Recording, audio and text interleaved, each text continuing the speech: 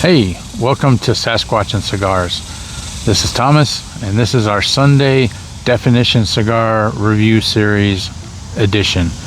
Today, we're going to be reviewing the prolific Maduro. At first, I thought I had the Habano version. This comes in Habano or Maduro, but I have the Maduro version. You can tell by the darkness of the wrapper. And this is a 6.5 inch by 54 ring gauge. It's a box pressed cigar, and this one has, and I have to read my notes, I apologize. The Maduro version has a Brazilian Mata Fina wrapper with Nicaraguan binder and fillers. I know what the tasting notes are supposed to be, but when we get into it, I'll let you know what I'm pulling off of it myself and see if it matches up with what everybody else says that they get off of this particular cigar. Again, Definition Cigars is tantamount with quality and flavor. And I'm getting attacked by mosquitoes. Of course I am. Anyways, so last week we did a story about the dog man. Happened to a personal friend of mine who gave me permission to use their story. I did, and this week I did a little bit more digging myself, and we'll talk about what I found out. But first, let's get into this. Oh, and we're pairing it with my usual drink, the Bloody Conchita.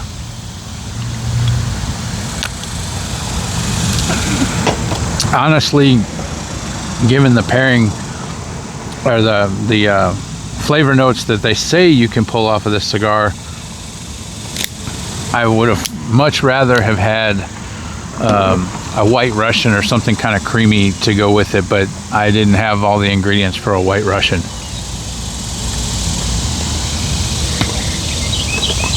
So this is what we get, because that's what I had ingredients for. I hope you guys had a great 4th of July. I had a pretty good 4th of July. Got a little stressful because the plans didn't go as the way we wanted them to, and that happens.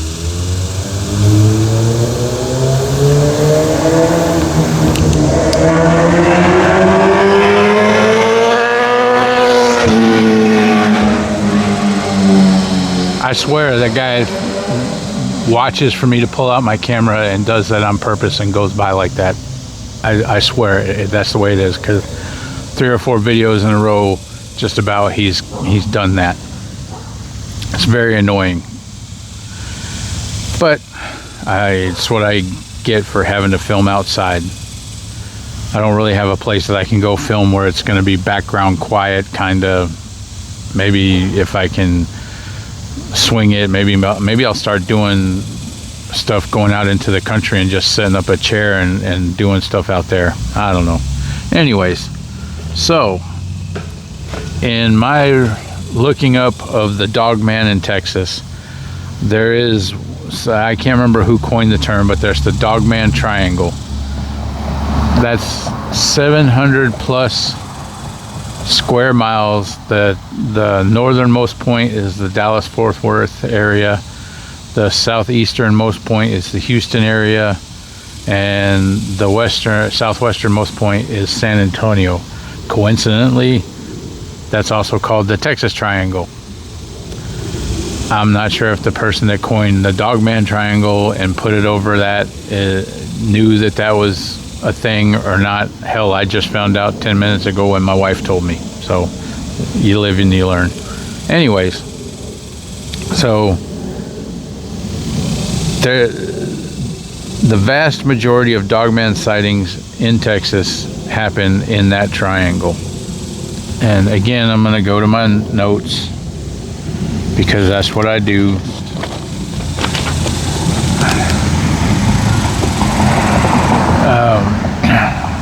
The highest concentration of sightings include Highway 281 corridor on the western edge between Burnett and Johnson City.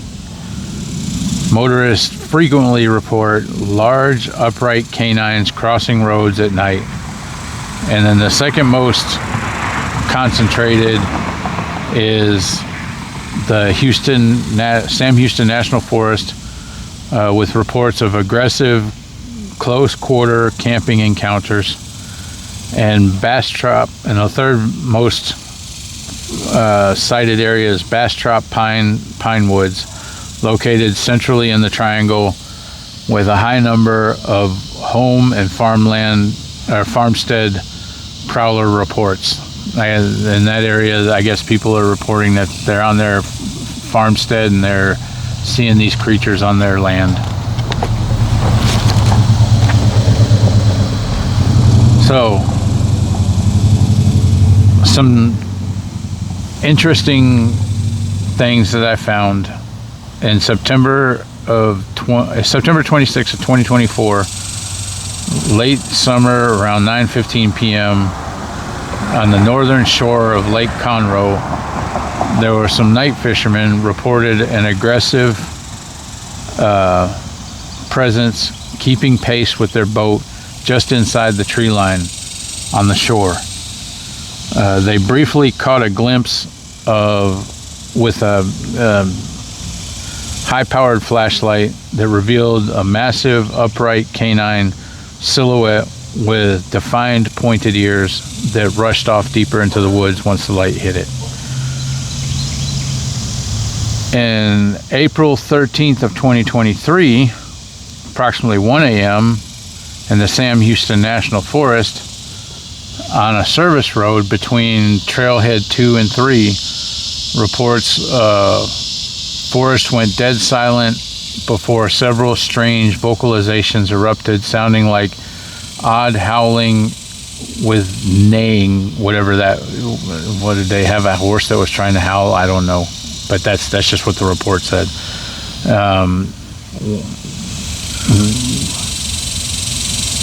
Whatever it was sent chills throughout the witness's body. Late winter of 2025, about 11:45 p.m.,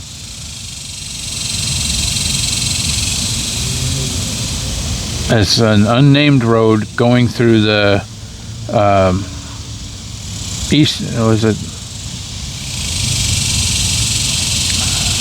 eastern block of the forest just outside of Huntsville.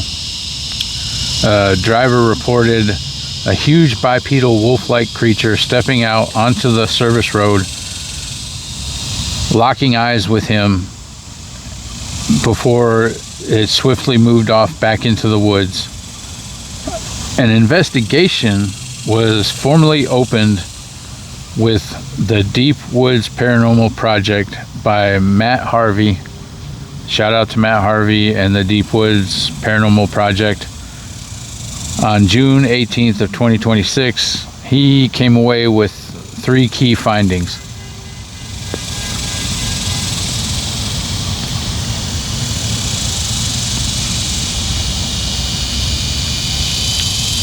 We'll get into some tasting notes here in a minute. 1,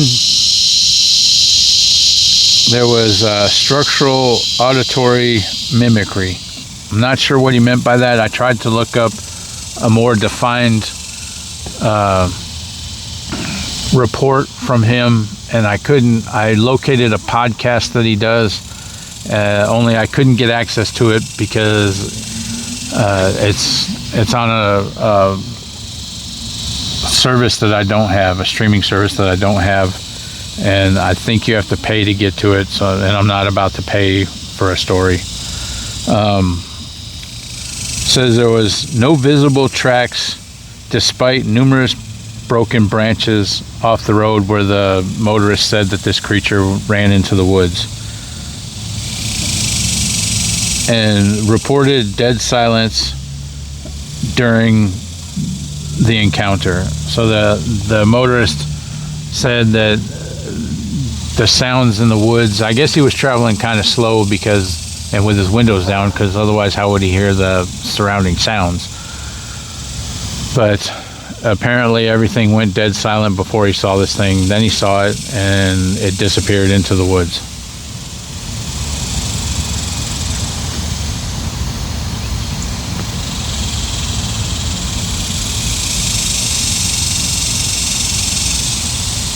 Alright, I'm pulling kind of like a roasted nut, like an espresso nut. It's kind of espresso-y, roasted, nutty flavor. This is a good cigar. I'm not too thrilled with the square shape, but I realize that's indicative of these particular cigars, and I prefer a more rounded shape. It's just more of a personal preference on feel when I'm taking a draw off the cigar. That's all that is.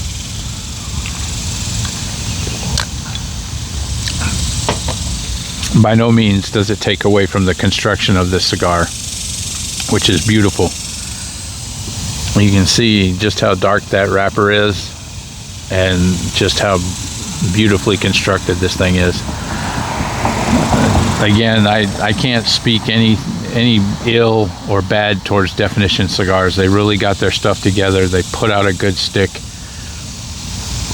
And again, I haven't had a bad one yet. And honestly, earlier today when I was at the lounge writing my notes for tonight's episode, I actually smoked a Kinsman while I was there.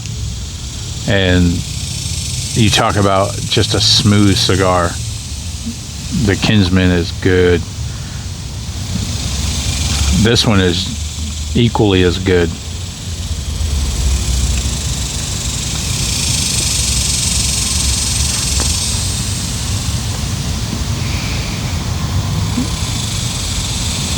A little bit peppery on the retrohale, but not in a bad way. So my nose isn't like on, burning and hurting. Like I had a cigar one night a couple weeks back. I can't remember what it was, but man, I did a retrohale on that and I almost started sneezing. It burned my nose. I was like, what the heck?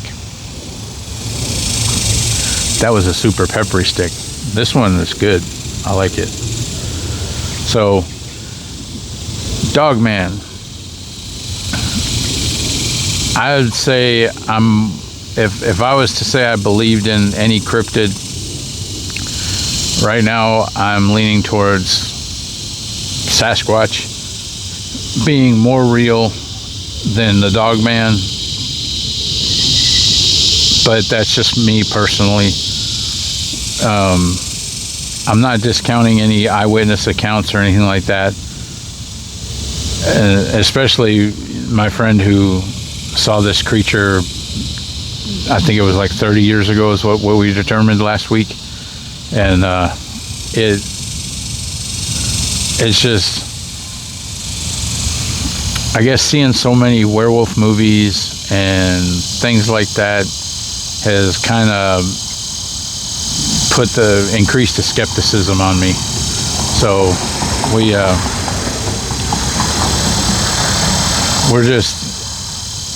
we're not sure what's out there in these woods, but there's definitely things that people are seeing. Now, whether it's misidentification of some actual creature or if it's actually something that's really there and really going after it, I don't know.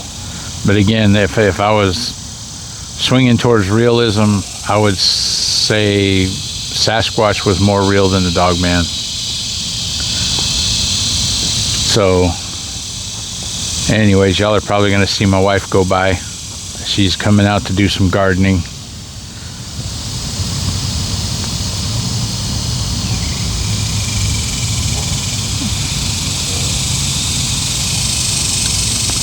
I'm not sure when I'm going to do my next overnight adventure or what have you. My wife and I went out, and before I realized what I was doing, I didn't have the flash on my camera phone on, and so you can't see hardly anything. But I think I got some B-reel stuff that I can pull out of there, but I just got to edit it down, and we might be able to pull some B-reel that we can fill into other videos and such. But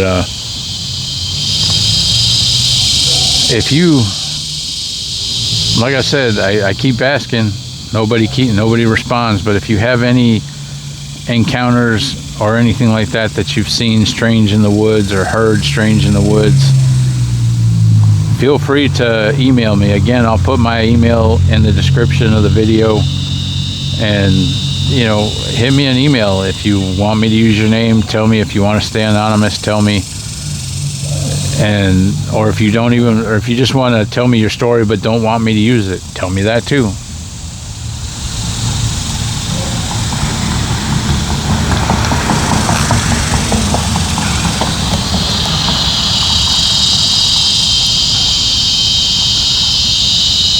Wow, I just got nailed by a mosquito on my thumb. Look at that, he drew blood. I know that was kind of nasty, but hey, it's part of being out here in the wild. Well, semi-wild, my front yard.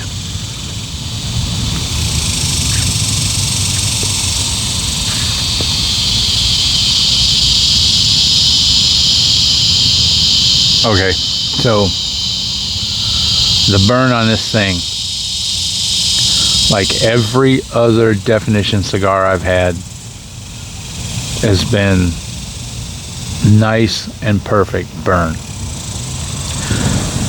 I think maybe I had one definition cigar that I had to babysit a little bit, but I honestly, I don't, it's happened so few times that I couldn't even tell you if it actually did happen. But if you see it in my video where I talk about a wonky burn on a definition cigar, point it out to me and I'll bring it up.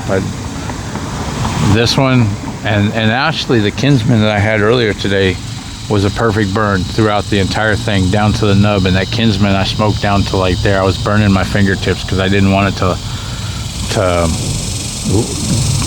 to be over. So hey, definition cigars, make a Gordo Kinsman. I will buy that son of a gun.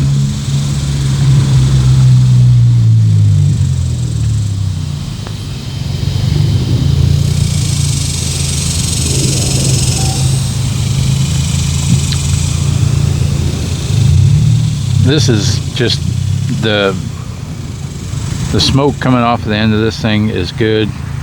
The flavor profile is good. I'm starting to get some creamy notes out of it, and the taste is just pleasant. It's not like harsh. It's not a strong cigar. This is, if I was placing it, I would place it into a medium-bodied cigar. For sure, it's not strong at all. So if you like light to medium cigars, this would be perfect for you. It's definitely not a light cigar, but it's more on the leaning towards the light side of medium for me. And like I said, I'm just enjoying the heck out of it.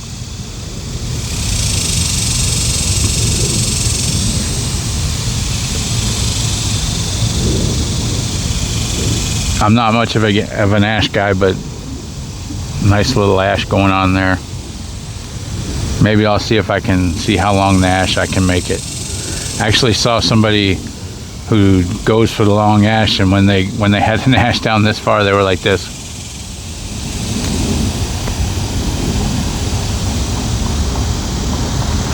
To keep the ash from falling off. That's some people saying that's not really my thing, but I hear that there's some lounges that have an ash contest to see just how long can you keep your ash and whatnot. And man, you talk about a delicate thing, trying to measure that thing without knocking it over. Man, if I had a long ash and some guy came up to measure it and bumped it and it fell, I'd be pissed. Man, I worked hard for that thing.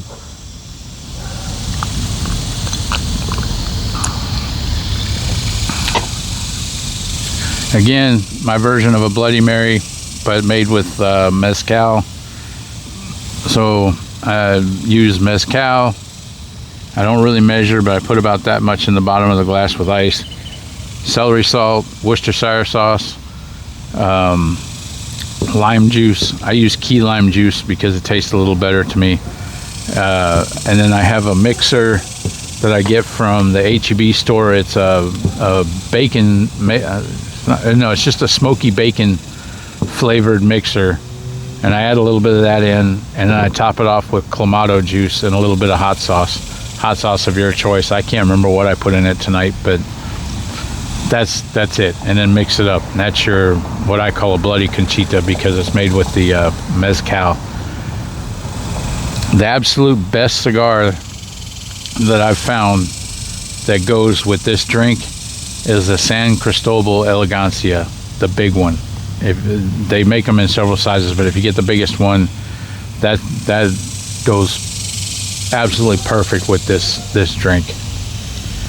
I would say, like I said, with this particular cigar, this Definition cigar, I think I would have preferred a creamier drink like a White Russian or something along that lines. Again, this is the Prolific from Definition Cigars, and this is the Maduro version. Excellent cigar.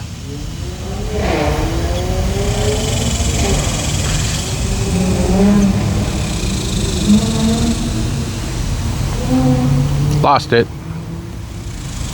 That was not on purpose. I bumped my hand down too hard and it fell off. Like I said, I'm not an ash guy. Anyways, back to squatching and dog manning. I guess that's a new coin. Dog manning. Dun dun dun. I don't think that I'll go out like, obviously I'm looking for something out there. Whatever it is, I don't know. Again, I'm not so sure that anything exists out there. It might be more misidentification than anything else. But the main reasons why I go out there, as you can see, I'm a little overweight, and I've been losing a lot of weight. But this gets me out into nature. It's very calming out there, and it's just peaceful. And I get a lot of exercise because I hike around the woods and stuff when I'm doing these things. And so it's like an exercise thing, but it also puts me out there where I can smoke a stick in the middle of the forest and wonder, is something going to come up on me? I do go out armed. I am packing heat.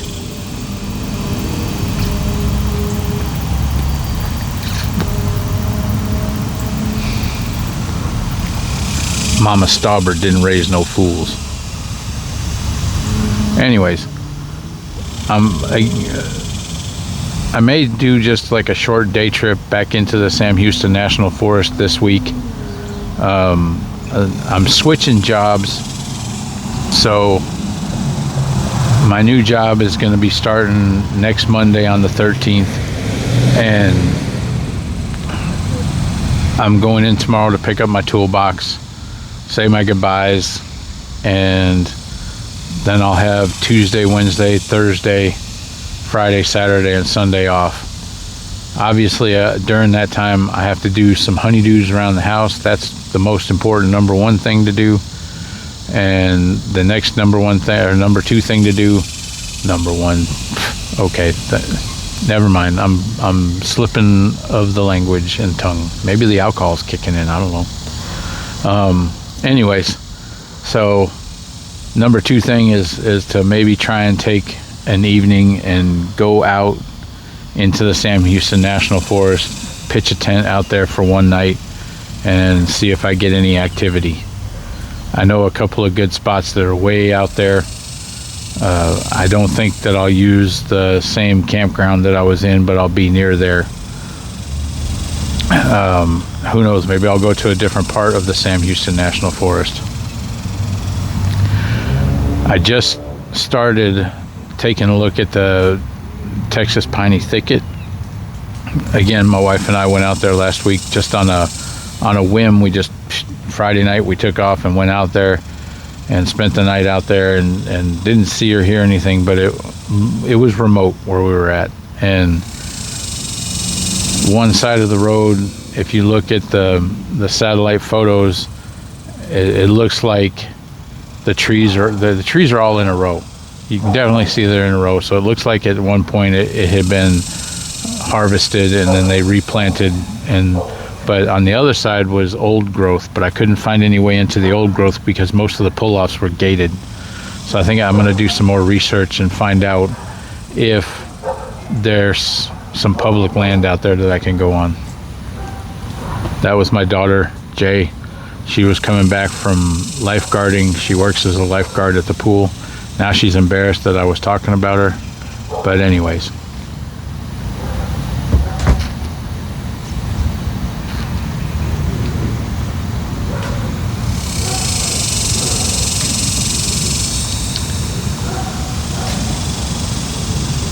Yeah, so again, and I want to get out there and get out more into the nature just because I love being outdoors. I love being out in the woods.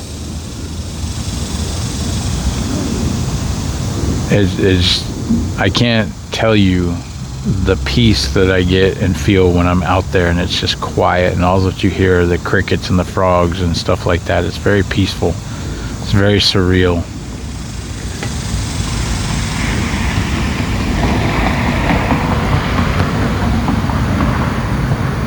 Yeah, I was waving at my wife. So the tasting notes are getting a little stronger right now, like more pronounced. It was kind of mild to medium. Now I'm getting medium to full on the taste. The change up is actually phenomenal. It was a subtle change up. I didn't really notice it until that last draw kind of snuck up and hit me, but it was in a good way. It was by no means like, oh my God, what the hell did I just put in my mouth? No, it was like, okay, I see what you're talking about, Mr. Cigar.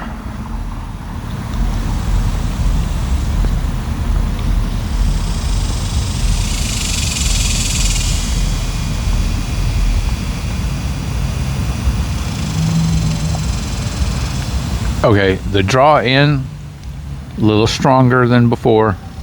The retrohale, milder than before, so not getting any kind of peppery out of that retrohale that time. More cedary, a little creaminess, but definitely no pepper in that. This is by far a really, really good complex cigar. There's some changes going on here, and I'm just amazed how they're able to do that when they wrap these leaves together and they make these blends. It's amazing. It's an art form. It definitely is an art form.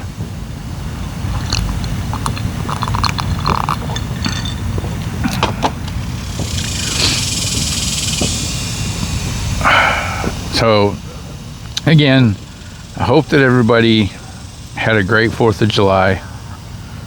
Mine was pretty good. Again, we had some last minute changes, so instead of having our cookout yesterday, we had it today. We had brats and hot dogs, and we did some beans and potato salad. Actually, the potato salad is left over from the other night when I made my son's birthday dinner. We grilled steaks, and I made my mom's recipe of German potato salad with a tweak from my sister Dottie, who put her little specialization on it, and then I have now added my own specialization onto it. And it just, I love German potato salad. It's really good, and if you ever get a chance to try it, but you got to have it made right. Shh, the key: bacon grease and bacon and lots of it. Okay, I didn't say that.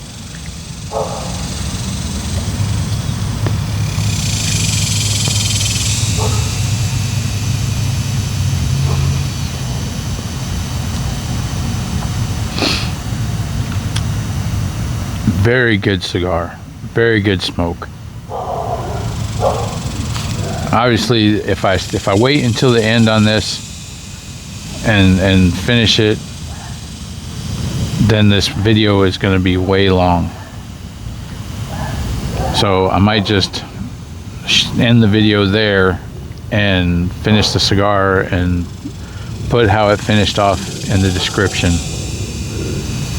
I've done that a couple of times. Let me know if that's a good format. But if it annoys people, then I can probably try and figure out a way to just smoke the cigar on film and then take the dead space where I'm not talking and crop that down and edit those out. Again, editing is not my forte. I'm still trying to learn it. Honestly, if I'm being honest, I haven't done much practice at it, so I'm sure if I practice it more, I'll get good at it. But I'm highly intimidated by it because I don't want to screw up any of the videos I have. So I may just see if I can make a duplicate copy of one of my videos and then use the copy and practice editing on that so that I don't screw up the original.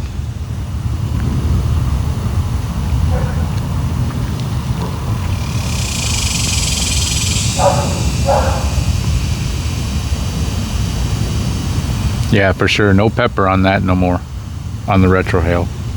Anyways, God bless. Have a great rest of your Sunday night and take care.